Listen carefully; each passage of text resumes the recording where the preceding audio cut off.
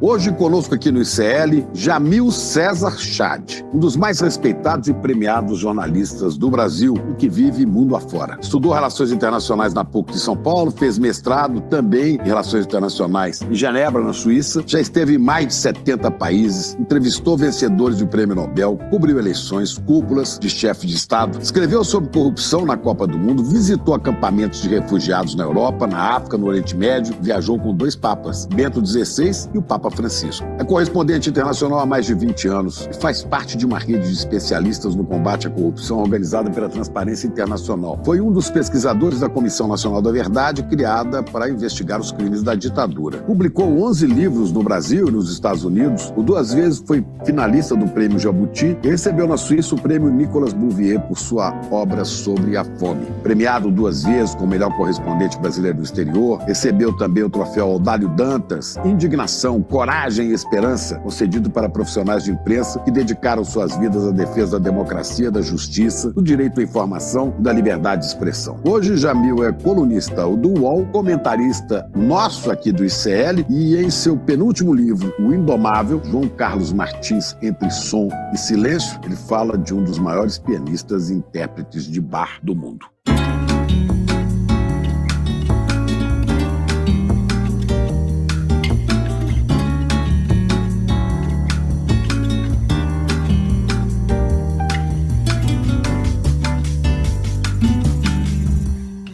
É um prazer enorme estar com você aqui, Jamil, né? Raramente aqui dentro de série, sempre na nossa tela, não é? Prazer todo meu, Chico. Você gosta de ver aqui também, né? Juntar com a turma. Isso é o jornalismo, a vida no jornalismo também é redação. Eu adoro. Redação e rua. Os 2 R's, né? Exatamente. E você não pensava na sua vida em ser jornalista um dia, né? Não, mas aí veio aquela mosquinha, né, que vem e pica e contamina com essa excitação do jornalismo, e aí não teve volta. Nenhum momento, desde então, nenhum momento eu pensei em falar, não, esse talvez. curso de jornalismo, você fez Relações Internacionais. Exatamente. Estudou Ciência Política, né? Exatamente. Mas... E como é que virou jornalista? Olha, o que aconteceu foi que no final da faculdade, e eu fiz PUC aqui em São Paulo, tinha uma espécie de trainee, naquele momento, da Gazeta Mercantil. E eu pensei, bom, vou experimentar, vamos ver o que é isso. Eu, sinceramente, quando eu entrei, eu falei, esse é o... Aqui é o meu lugar. Aqui é o meu lugar. Você tem toda a razão. Rua e redação, e, acima de tudo, entender como as decisões são tomadas que afetam a vida de milhões de pessoas. Era isso que me fascinava. Como essa decisão foi tomada, por quem ela foi tomada, o que influenciou nessa decisão, que pessoas que não têm a mínima ideia que essa decisão foi tomada vão viver a consequência dessa decisão. É isso que me fascinava. Então são os 3 R's, perto da redação, perto da rua e perto do rei, ou dos reis. Ou dos reis, exatamente. E você começou a trabalhar na Gazeta, então, e depois foi para a Europa? Primeiro eu fui para Brasília, fiquei 2 anos em Brasília, na Gazeta Mercantil, aquela escola que é o Congresso Nacional. Ela é uma escola, ali realmente passei horas e horas naquelas comissões, e ali você entende não só o Brasil, mas você também entende a política, você entende as manobras, e aí, obviamente, você pode discordar, pode concordar, mas ali é uma escola absoluta de jornalismo para você entender que tem uma palavra-chave na política: poder. Essa palavra move muita gente ali dentro. E para mim foi uma aula espetacular de 2 anos, um curso intensivo dentro do Congresso Nacional. Eu ficava só no Congresso praticamente. Que época foi essa? Que governo era? Era 99 e 2000. Entre 99 e 2000. Final do Fernando Henrique. Você viu fervendo as coisas ali, os interesses, os conflitos, as contradições, né? E essas contradições são fascinantes, porque elas realmente ficam evidenciadas. E o nosso trabalho é esse, né? Não é a denúncia pela denúncia, mas tentar entender o que é feito, não só do dinheiro, do orçamento, etc., mas daquele mandato que a gente deu para que os políticos governem em nosso nome. Em nosso nome, o que é feito exatamente? E ali para mim, realmente, 2 anos de uma espetacular escola de política. Eu diria não, qualquer um que te conhece sabe que você é um jornalista progressista, como se fala hoje, né? Um jornalista que expande o conceito da dignidade humana para além dos interesses do mercado. Mas você se formou na PUC, Isso, São Paulo, que é uma escola de elite, absolutamente. filho de médicos, né? Sim, Filho de médicos, sem classe nenhum... média alta. Exatamente. Depois vai para a Gazeta Mercantil, da Gazeta depois vai para a Europa. Para Genebra, não para... Então é o seguinte, esse cara tem tudo para ser, né, um fresquinho, um cara da tradicional família da direita. E não é. Como é que teve essa virada? Como é que você, no meio desse poder todo, você viu que existe um povo brasileiro vítima de uma desigualdade absurda? Não só brasileiro, eu diria, mas tem, claro, aqui esse é talvez o maior crime, né, que a gente convive todos os dias. Mas tem um elemento que me indignava muito, e me indigna ainda muito, é o fato de que no mundo existem recursos para resolver quase todos os problemas sociais que a gente possa imaginar.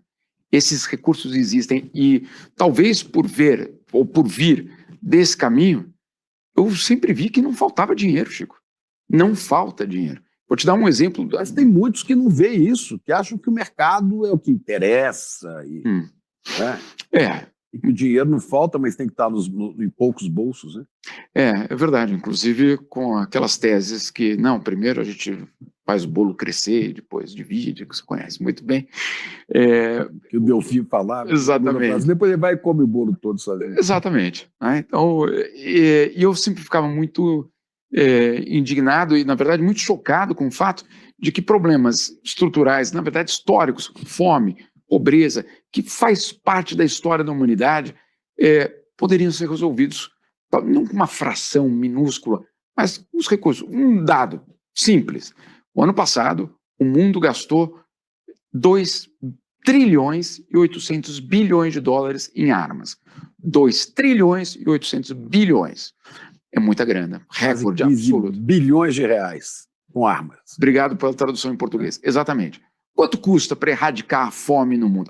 Muita grana. Isso nunca vai ser feito. Será? Então aí, Jeffrey Sachs, vencedor do Prêmio Nobel de Economia, economista americano, calculou isso há 20 anos. Que se o mundo gastasse durante 20 anos 120 bilhões de dólares por ano, essa meta seria atingida. 120 bi por ano é muito? Claro que é muito. Durante 20 anos, claro que é muito. Mas faz a conta. Se em um ano 2 trilhões e 800 bi foram gastos em armas, é só a gente... 2 trilhões e 400 bi, você acaba com a fome. Pronto. Menos do que isso. Né? Na verdade, em outubro já estaria acabada a fome. Né? Pois é, mas a sua... De onde é que veio essa sementinha que germinou em você para indignação, para perceber essa situação de injustiça? Olha, eu acho que sair de São Paulo, daquele meio que eu vivia, foi muito fundamental. Primeiro, ir para Brasília, onde o Brasil todo está ali presente também. Eu me lembro que em Brasília eu tomei a decisão, desde o começo eu tomei a decisão de que eu não ia depender dos meus pais, pelo menos nesse começo, e que eu iria tentar fazer a vida sem essa ajuda. E foi curioso porque daí eu me dei conta que não podia morar no plano piloto. Né? Então fui morar em Taguatinga para poder colocar dentro do orçamento. E aí você descobre que é real, obviamente, a disparidade entre o plano piloto e Taguatinga e todo o entorno de Brasília. Então ali também foi um momento importante. Uma outra questão importante é quando você passa a ser imigrante. Porque por mais que você venha com tudo garantido, etc., o teu contato e a visão que se tem de você é também de imigrante. Né? Eu conto uma história, eu sempre conto essa história porque eu entendi ali que talvez eu seria imigrante o resto da minha vida, ou visto como imigrante. Eu fiz o mestrado. Quando eu terminei o mestrado... Em Genebra. Em Genebra, na universidade onde Kofi Annan se formou, o curso onde ele fez, o basicamente o celeiro ali dos diplomatas da ONU, etc. Muito bem. Quando eu acabo o mestrado, pensei, bom, de repente eu faço doutorado aqui também. E eu fui procurar o professor, que tinha me dado uma nota muito boa para o mestrado, que nunca tinha tido nenhum problema, e falei para ele, professor, eu gostaria de fazer o doutorado. E a resposta dele foi, por quê? Você precisa de visto para ficar? Aí você fala, eu me levantei e fui embora. Né? Mas você entende que ali você vai ser sempre o outro. Né? E aí, tá, é realmente uma visão que claro que aqui você não vai ter. Né? E na minha condição ultra Eu não privilegiada, pertenço a eles. Não. Bacurau é aqui, velho. Exatamente. Então você vai formando colocando esses pedacinhos juntos e entendendo que, ok, existe um elemento que é a desigualdade, que é profunda e que eu acho, sinceramente, Chico, é o grande desafio da humanidade. Se isso for resolvido, tem tantos outros elementos que se encaixariam. Por exemplo, fluxo migratório, a questão, inclusive, ambiental, a questão, obviamente, das condições de vida. E o século XX foi o século da expansão de direitos. Então, ainda como dado, em 1900, de cada 10 pessoas no mundo, 7 eram analfabetas. Em 1900, de cada 10, 7.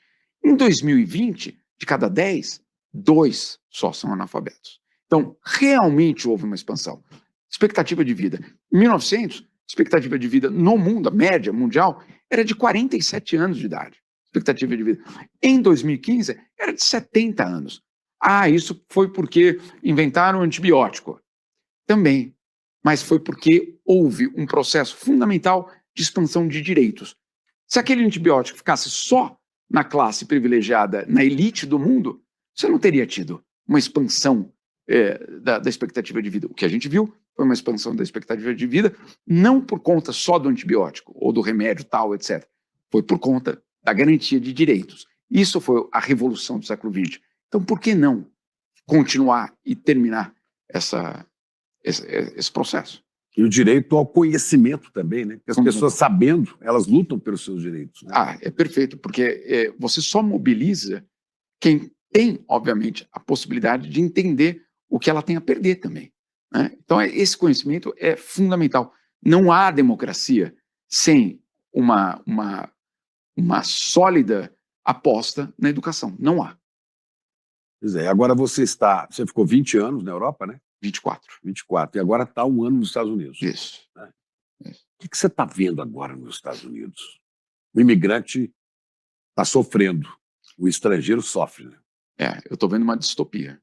Eu nunca imaginei, sabe, ver o que está acontecendo nos Estados Unidos.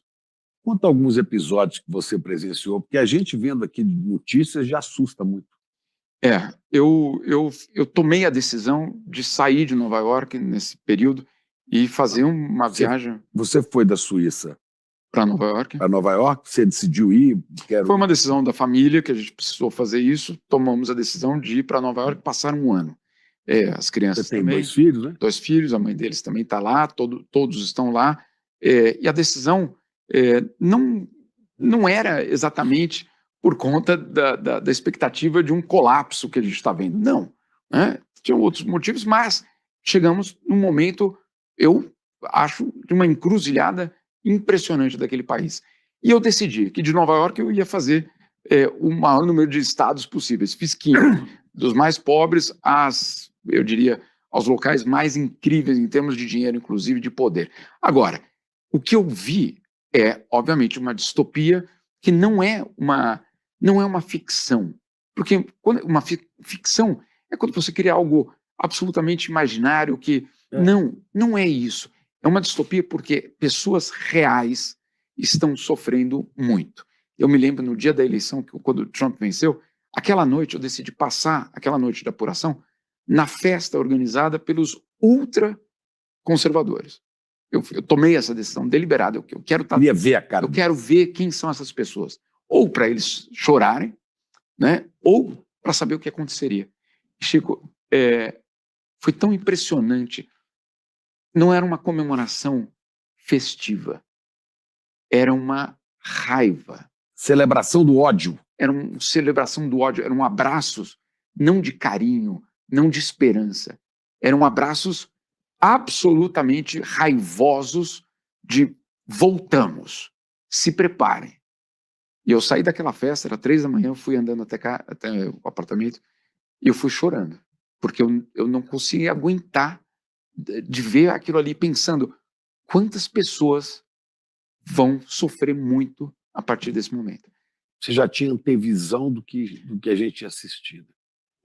Me embrulhou o estômago aquela noite. Me embrulhou o estômago a fúria daquele grupo. Era um grupo, vamos dizer assim, ok, dentro do Partido Republicano com alguma influência, etc.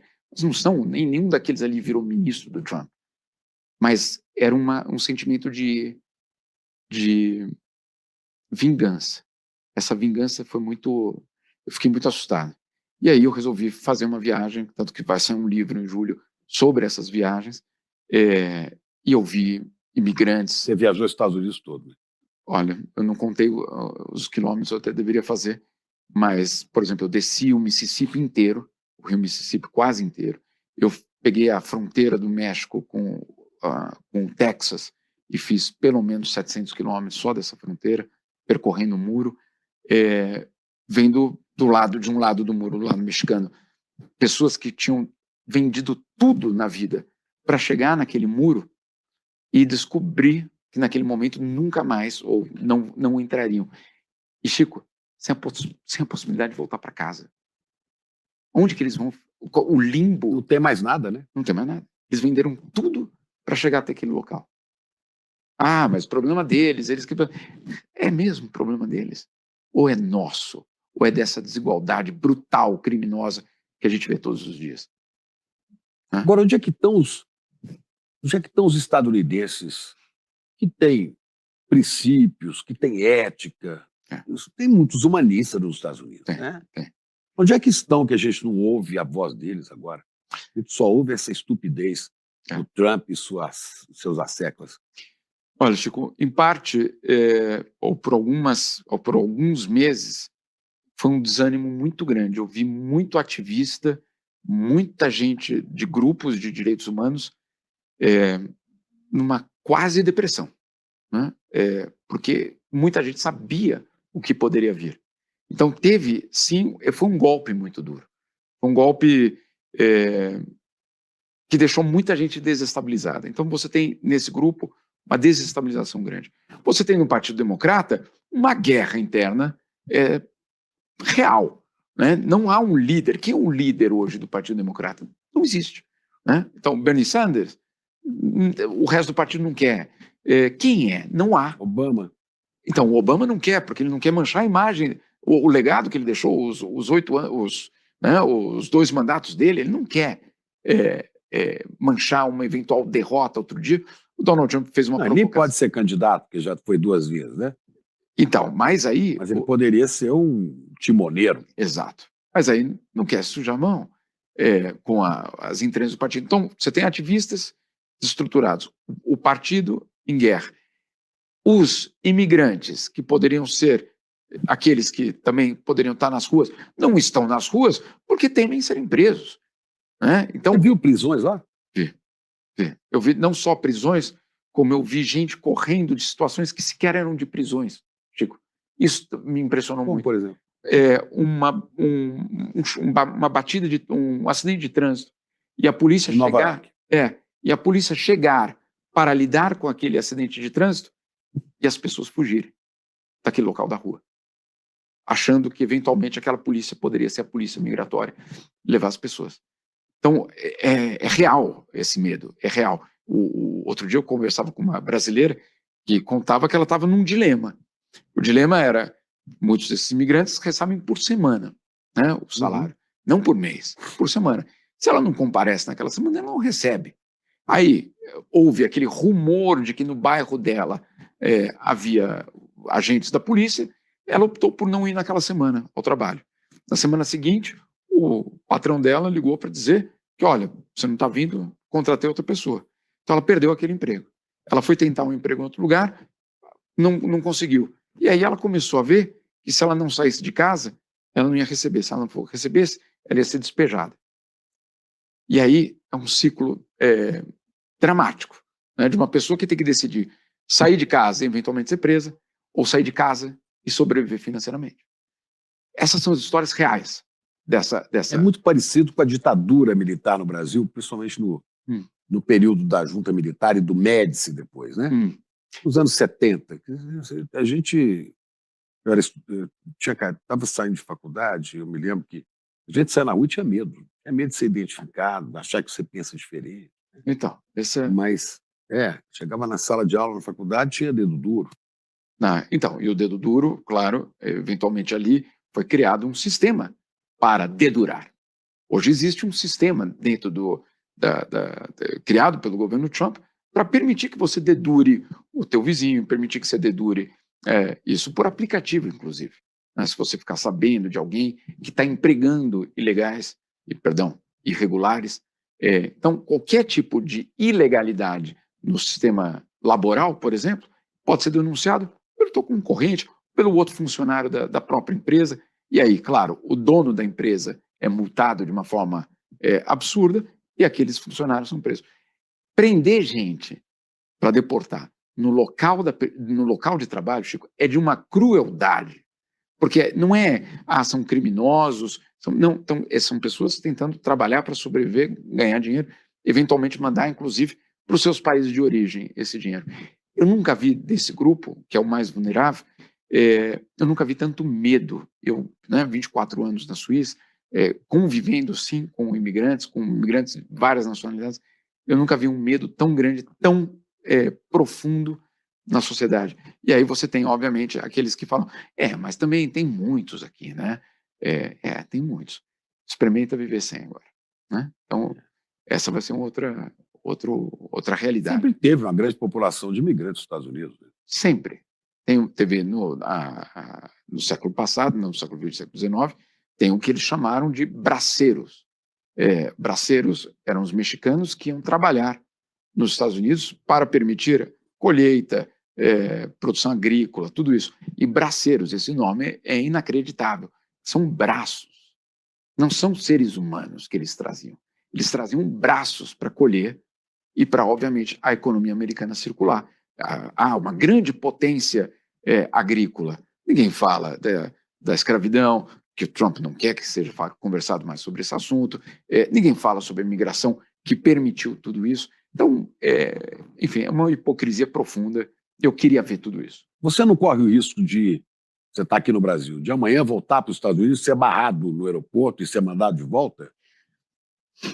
Qual a sua sensação? Eu não vou abrir mão, mas eu sei que... Você acha que está correndo esse risco? Eu acho que todo mundo está correndo esse risco. Todo mundo que tiver algum tipo de posicionamento mais enfático em relação ao governo tem, sim, esse risco.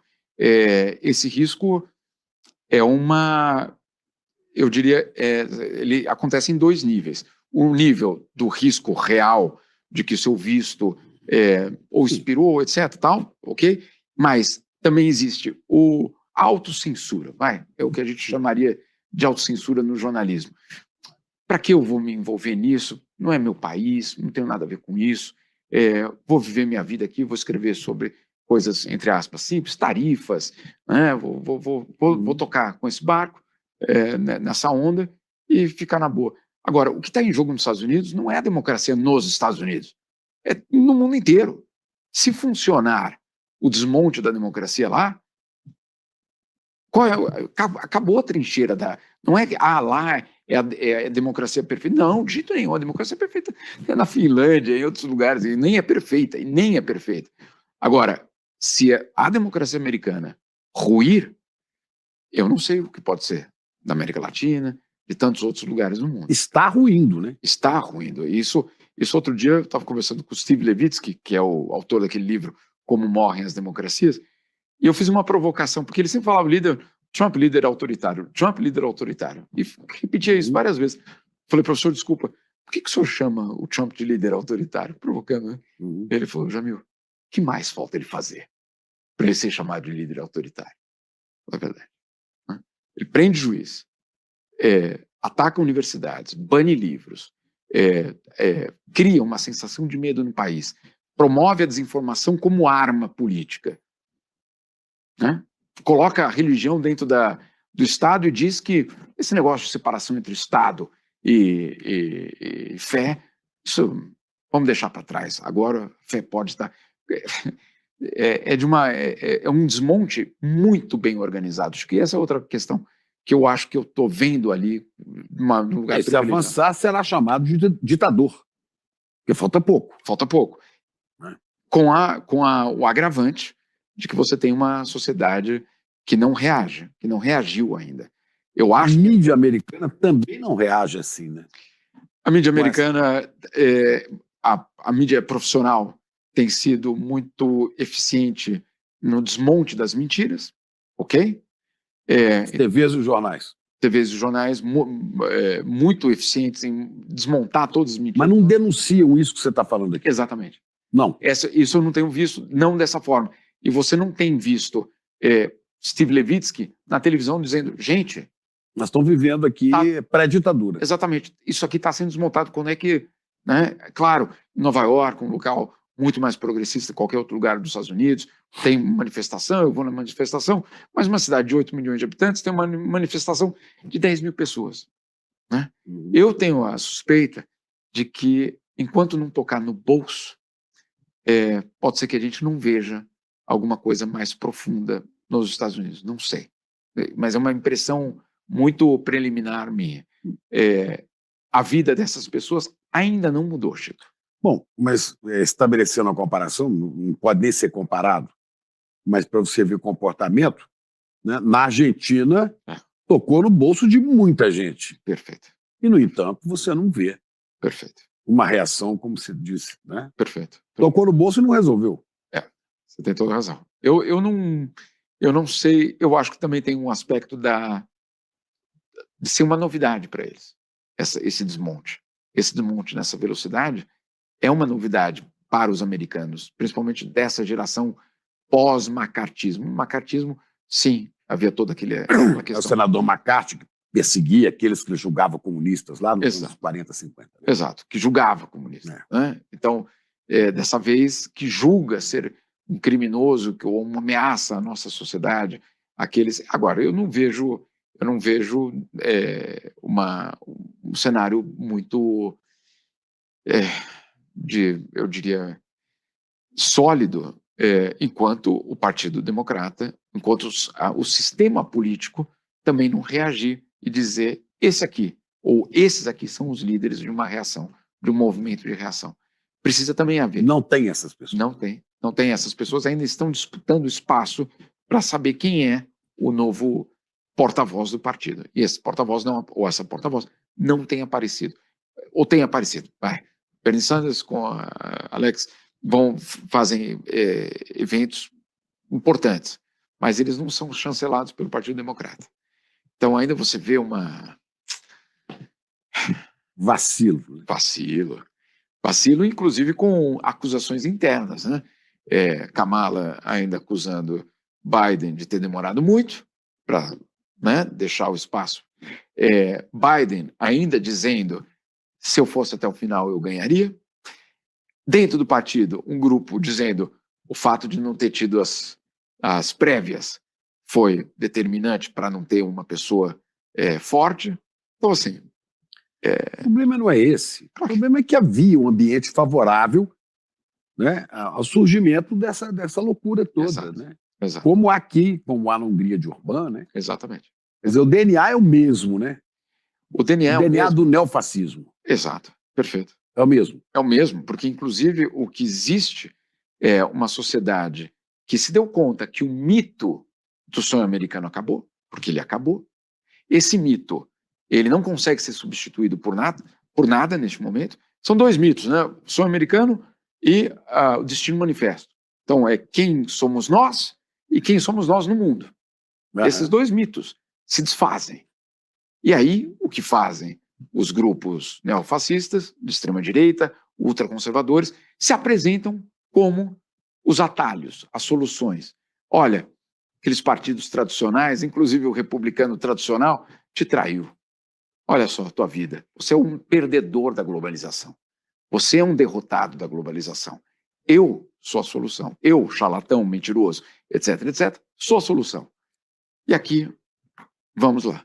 Então você chega em umas regiões ultra... Atacam os próprios republicanos, né? Sim, Como fazendo uma, né, total. uma mudança para cá, você vê o pessoal da extrema-direita ataca a TV Globo, Globo lixo, comunista. Né? Exatamente. É assim que eles veem, né? Exatamente. E aí, é esse caldo que estava formado para que o Trump chegue. Trump não vamos dizer assim, o causador.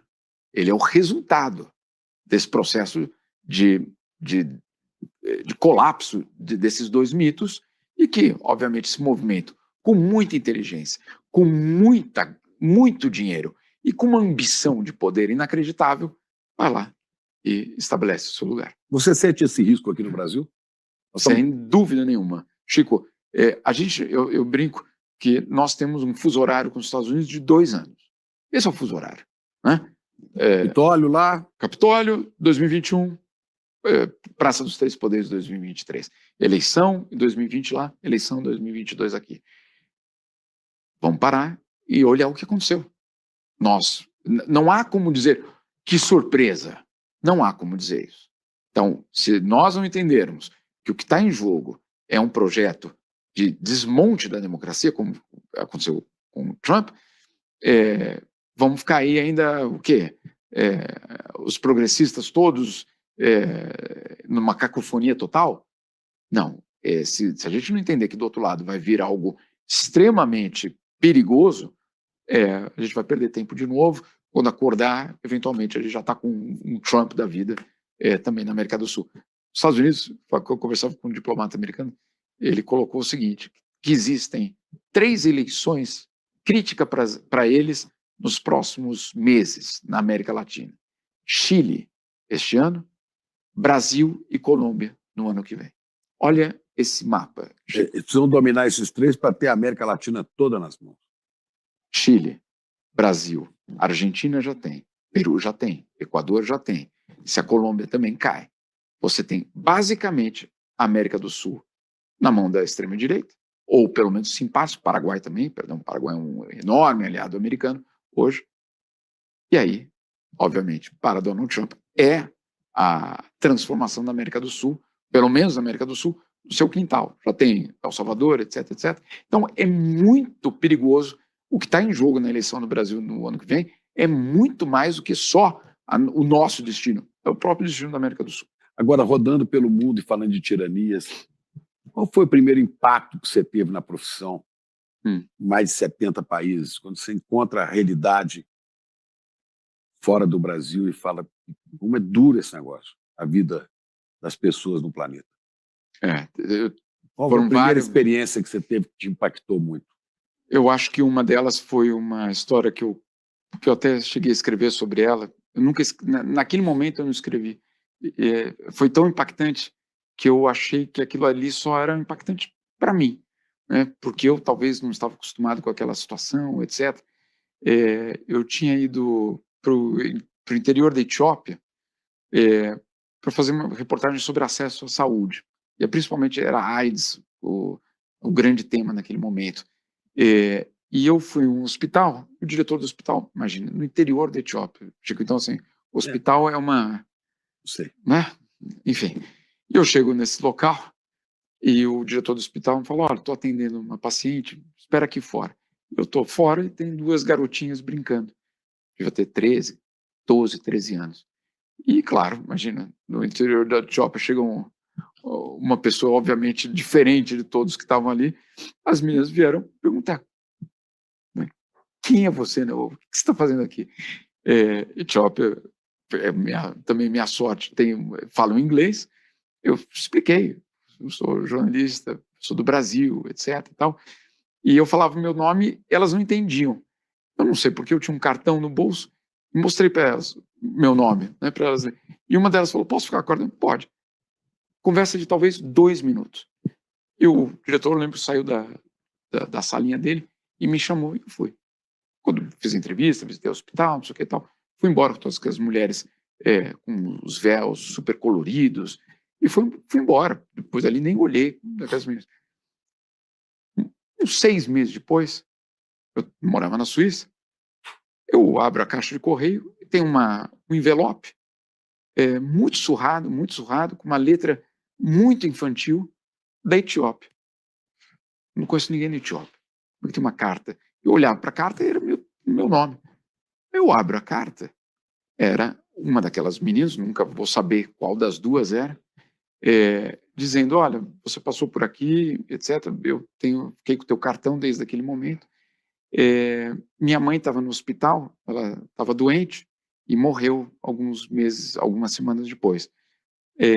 Meu irmão foi assassinado e meu pai abandonou a casa. Eu não tenho absolutamente mais nada, eu peguei o último dinheiro que eu tinha para comprar esse envelope, essa carta e colocar no correio e pedir para você casar comigo e me tirar daqui. E a carta era obviamente muito infantil, mas com uma dor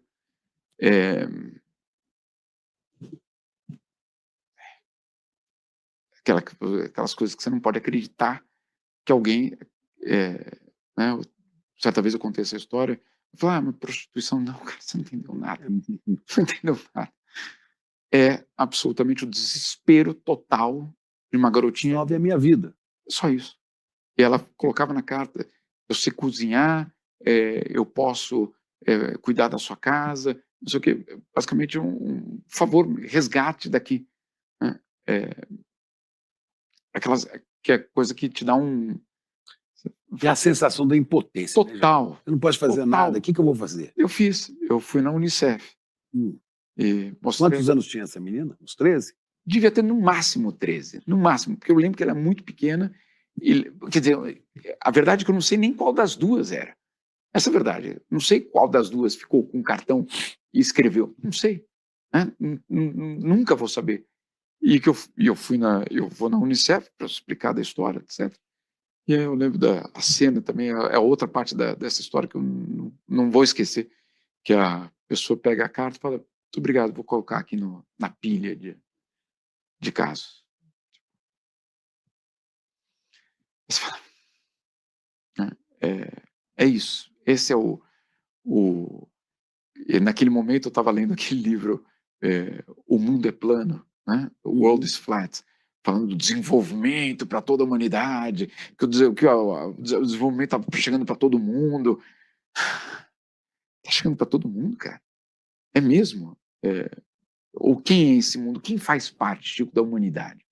Essa menina faz parte do que a gente chama de humanidade, ou que tem direito a ser chamada de humanidade? E assim foi realmente ao longo de vários anos, várias histórias dramáticas, né? De você entender que nós somos o ápice do privilégio, né? Que a gente não tem quase direito de levantar triste. E o triste também é que a maioria de nós, que somos o ápice, né? Ou não sabemos ou não tomamos conhecimento da existência dessa realidade, ou tomamos e fingimos não saber, não queremos saber disso, eu quero é passear, divertir, ter prazer na vida, né? Que não é um crime, né? Não. Todos nós queremos. Mas eu não posso ignorar que existe. Não posso.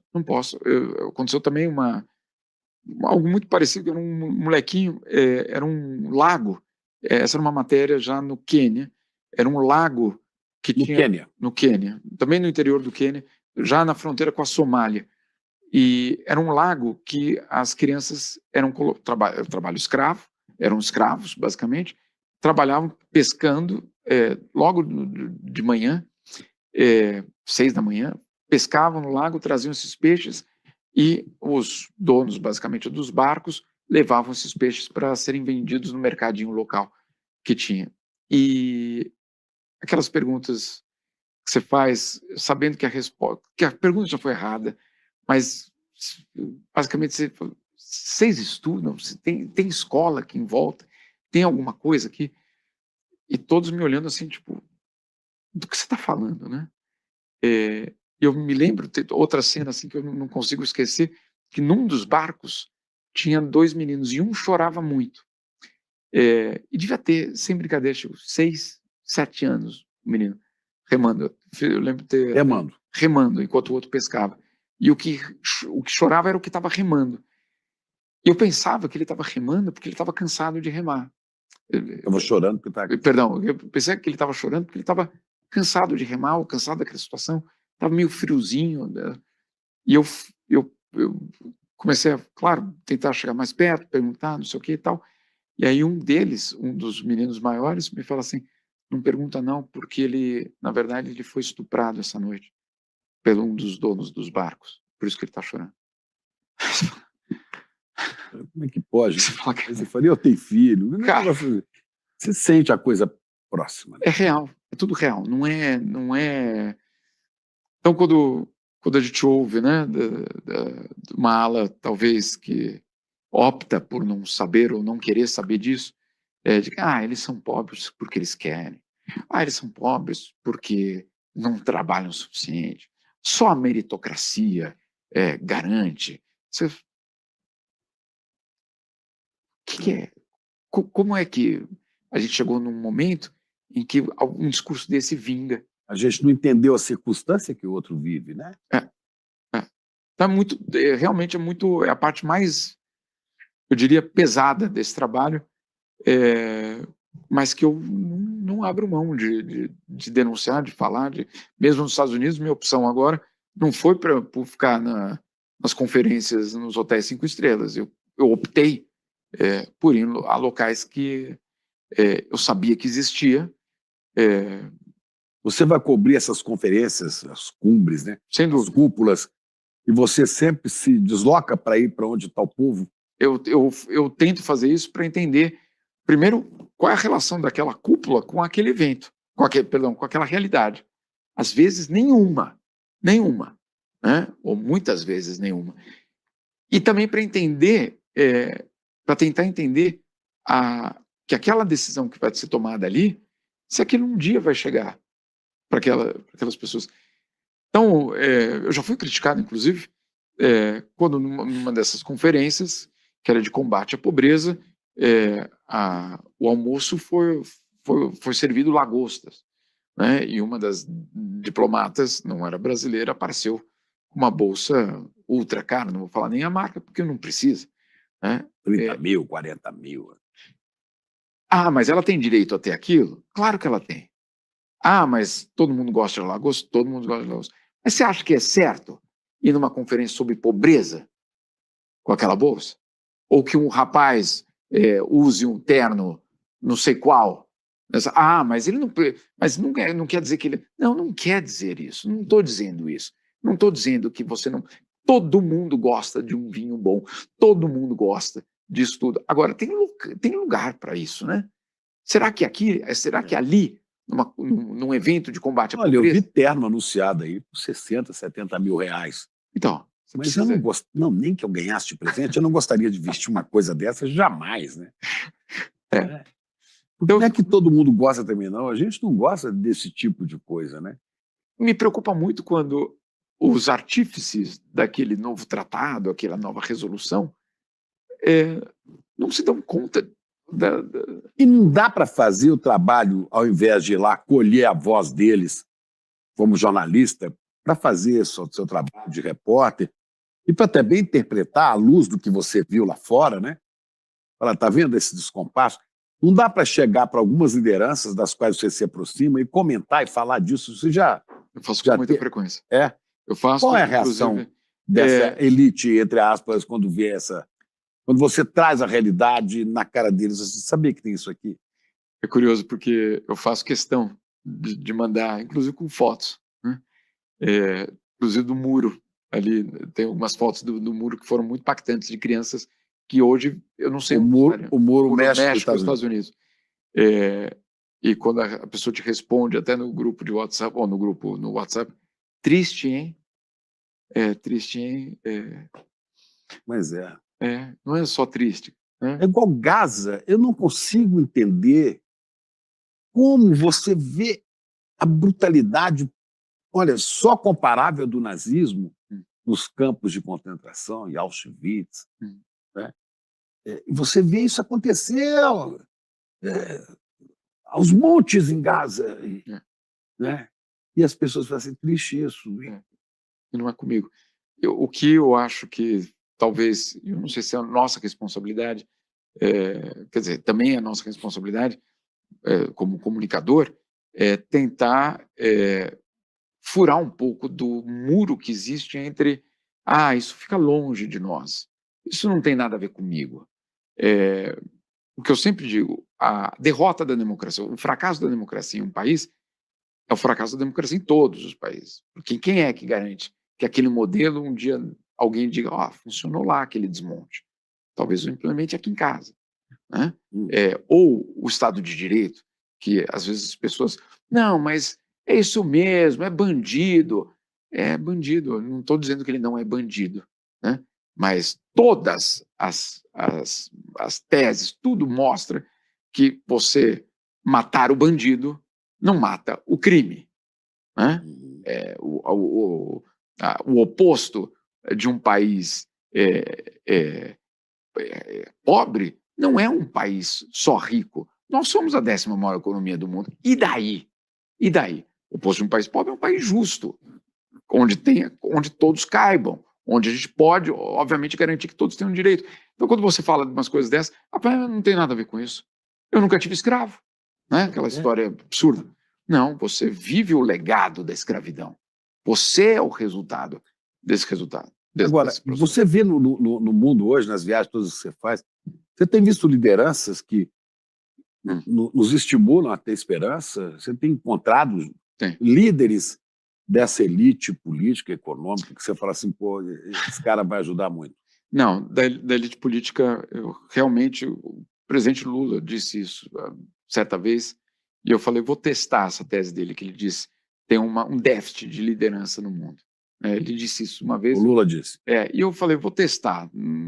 Eu até achei um pouco exagerado da parte dele, ou ele querendo se apresentar como vamos dizer assim, a solução para o déficit.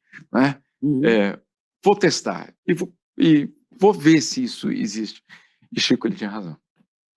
Tem um déficit de audácia.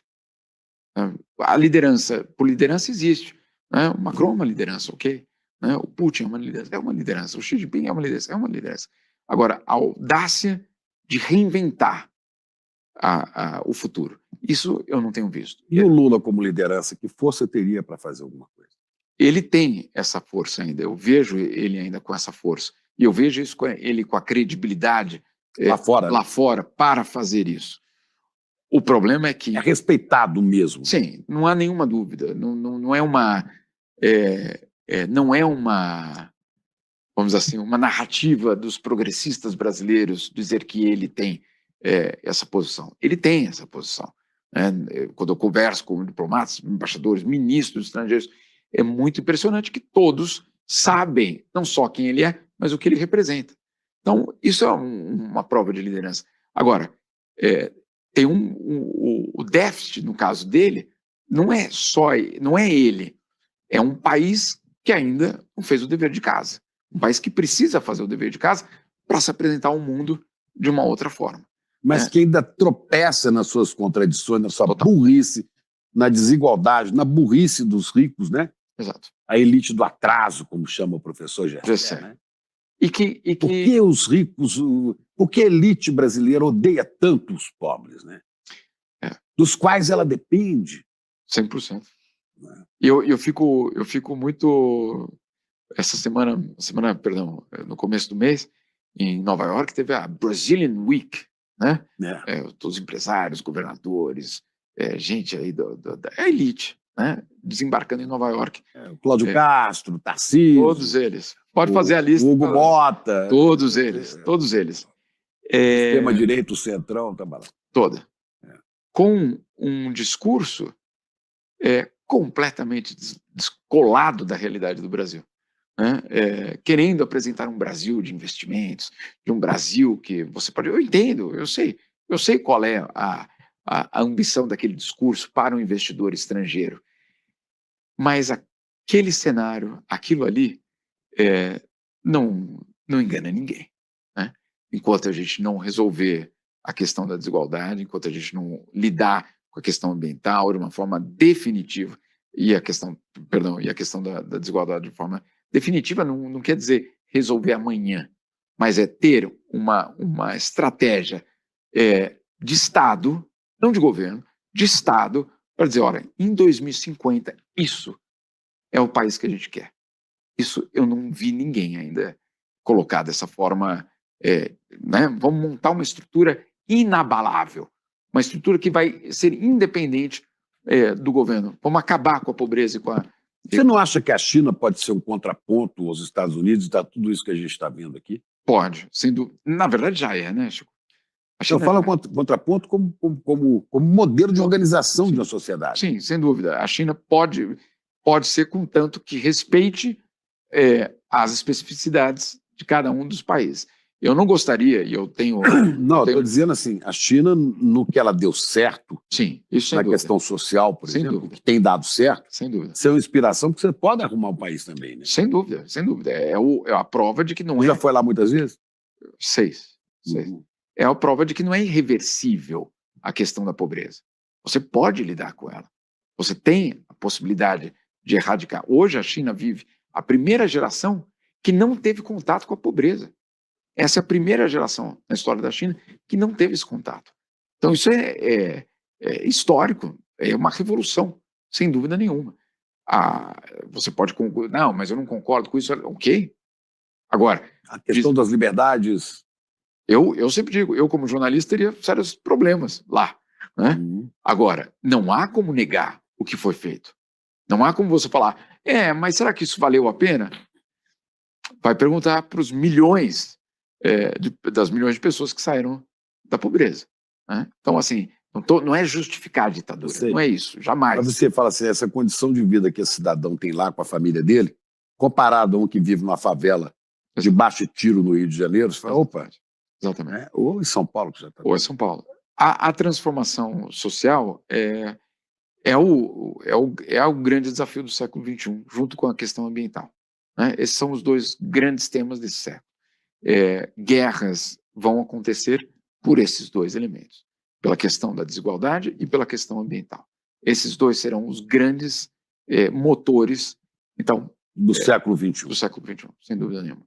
Os dois grandes desafios do planeta. Por que não adianta você construir um muro, Chico, e dizer, pobres do mundo, fiquem para fora daqui? Né? Você sabe que isso tem iogurte, validade de iogurte, né? Uma hora esse muro vai ser derrubado. Você falou no começo da nossa conversa aqui, você falou sobre os Estados Unidos, eu sou você amanhã, né? Daqui a 2 anos a gente pode viver, né, o que... Como o Capitólio foi num ano, 2 anos depois a gente teve o golpe do 8 de janeiro, o golpe não completado, podemos ter também uma guinada radical, extrema-direita no Brasil. Agora, você, seu feeling disso, não é que isso é um alerta que você está fazendo. Você tem esperança? Tem. Você acha que nós vamos conseguir vencer isso? Eu tenho muito. Nós, os humanistas, os democratas, os progressistas. Chico, eu não posso nem me dar o direito de perder a esperança. Não vou. Porque é o que eles querem. Que a gente perca a esperança. Que a gente ache que não vale a pena lutar. Que a gente ache que, bom, esse é o novo mundo e paciência. Vamos ter de lidar com essa nova realidade. Eu não vejo... eu vejo eles, basicamente, a extrema-direita, lutando para que a gente desista. É simples assim. Né? Ou que o discurso deles seja tão absurdamente poderoso que a gente fala, então vamos moldar o nosso para atender a essa... Não, eu não vou abrir mão. Eu acho que todos nós que estamos nesse lado, a gente tem uma obrigação histórica, caiu na nossa geração essa responsabilidade. A gente, principalmente a minha geração, a tua não, e eu acho que a gente tem muito que ouvir vocês, a gente nasceu numa situação em que a gente achava que a democracia estava na certidão de nascimento, né? Que estava absolutamente garantida, que não tinha volta atrás. Eu lembro uma conversa que eu tive com o Javier Solana, ex-secretário-geral da OTAN, espanhol, muito amigo, inclusive, do Amorim, dos brasileiros, e eu me lembro, a gente conversando sobre democracia, e eu perguntei, o que você acha da democracia brasileira? Isso foi em 2000, 2001, ele falou, irreversível, não há chance da democracia brasileira levar um outro golpe. Opa, Aí você pensa, puxa, passamos tão perto disso, né? Estamos tão perto disso ainda. Então, é a nossa geração que vai ter, ou que está tendo essa responsabilidade. E eu digo, a nossa instituição, que a gente defende, que você faz, e que eu realmente me espelho muito na tua trajetória, Que é isso? é de pegar, é verdade, de pegar o jornalismo como instituição e falar, eu vou defender o jornalismo profissional. Vamos fazer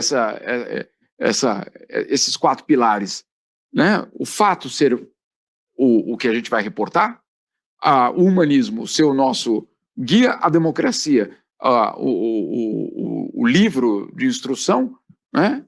E a dignidade, obviamente, o norte. Não tem outra.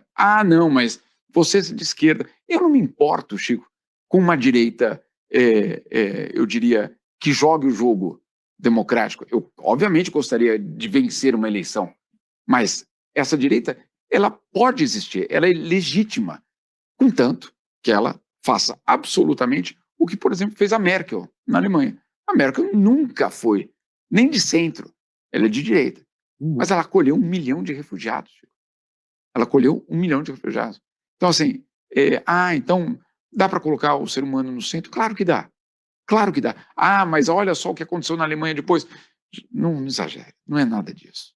Isso é um discurso da extrema-direita para capitalizar. Porque a desinformação não é um erro de apuração. Não é isso. A gente sabe muito bem. A desinformação é um instrumento de poder.